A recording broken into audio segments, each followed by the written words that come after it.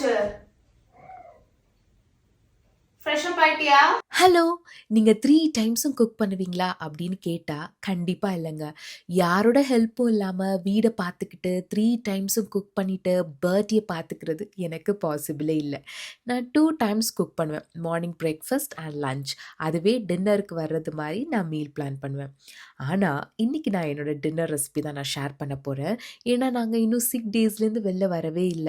லஞ்சுக்கு கஞ்சி தான் சாப்பிட்டோம். கொஞ்சம் நல்லதா டின்னருக்கு சாப்பிடணும்னு தோணுச்சு. பட் சீக்கிரமா சிம்பிளா பண்ணணும். அப்போ ஒரு எக் கறி பண்ணலாமா? கோகனட் ஆயில்ல ஜீரகம், கடுகு, கரி லீஃப், இஞ்சி பூண்ட குட்டி குட்டியா சாப் பண்ணி ஆட் பண்ணிக்கலாம். தின்னா ஸ்லைஸ் பண்ண ஆனியன், மசாலா வெறும் மஞ்சத்தூள் மட்டும்தான். அப்புறம் நல்ல திக்கான பசும்பால், பாயில்டு எக்ல கொஞ்சமா மஞ்சத்தூள், மிளகாத்தூள், பெப்பர், கொஞ்சமா ஆயில்ல ஃப்ரை பண்ணி எடுத்துக்கலாம். அதை இதில் ஆட் பண்ணிக்கலாம். ஃபைனலாக கொத்தமல்லி, மறக்காமல் சால்ட் ஆட் பண்ணிக்கோங்க. அவ்வளோதாங்க. இது பத்திரி, ஆப்பம் அண்ட் தோசாக்கு செம்ம காம்பினேஷன். 7:00 டான் என்னோட டின்னர் டைம் நான் ஸ்டார்ட் பண்ணிடுவேன். ஏன்னா 9:00 எங்களோட பெட் டைம். அந்த டைமில் இந்த மாதிரி சிம்பிளாக டேஸ்டான ரெசிபீஸ் எல்லாம் ஹெவன் மாதிரி ஃபீல் ஆகும். மறக்காமல் ட்ரை பண்ணுங்க.